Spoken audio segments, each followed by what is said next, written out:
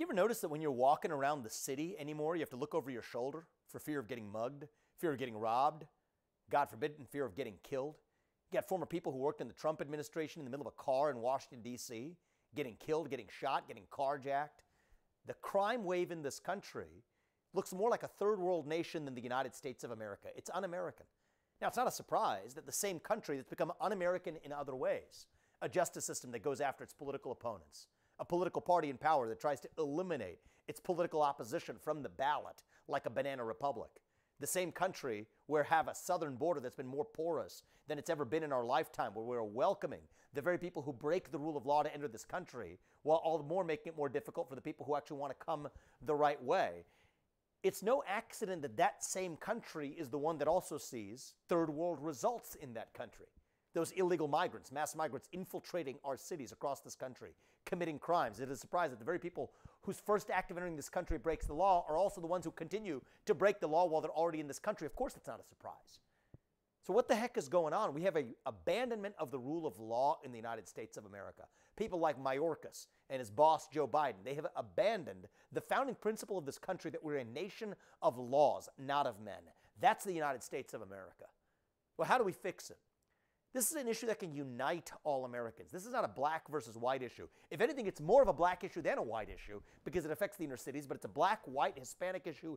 Doesn't matter. No American wants to live in a country where you can't walk home from the grocery store or a deli in the city of New York or Chicago or Denver or Cleveland without fear of being robbed. That's not America. That's not the first world. That's not the country that my parents came halfway around the world to join. So what do we do about it? There's something for the federal government to do. I don't think the federal government should be handing over our U.S. federal taxpayer money to sanctuary cities that pay for the breakage of rule of law.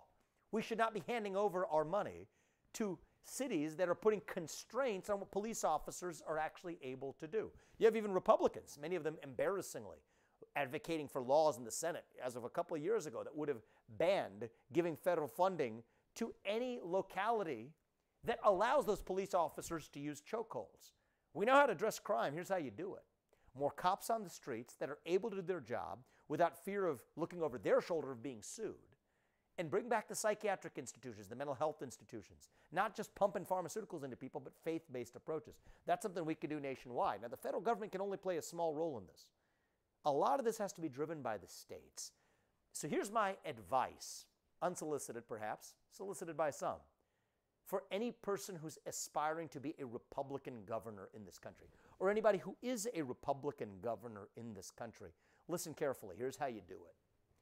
Any Republican governor, run on this issue. It's a winner in your state. For every federal bureaucrat, every state bureaucrat that you hire, the federal bureaucracy is alive and well, but that swamp, that fourth branch, is alive and well in the swamp of every state as well.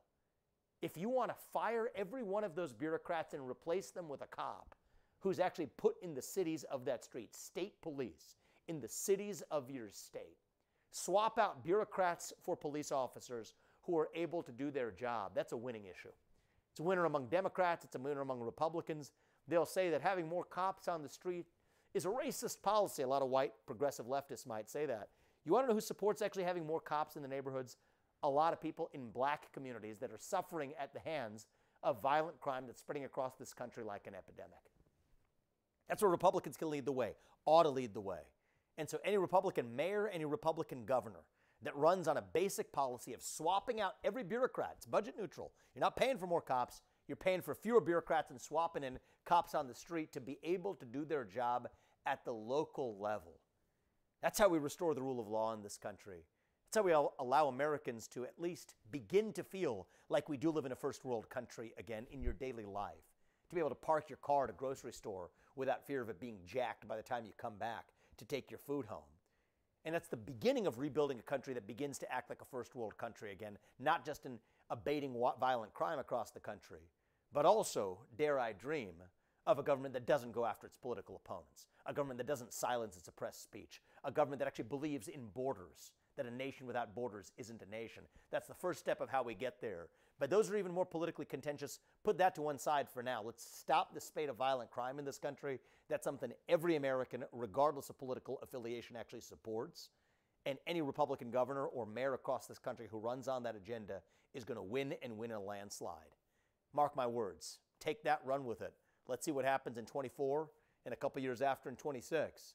We're going to have a Republican wave across the country if we have the courage to have leaders with the spine to actually stand for tough on crime policies.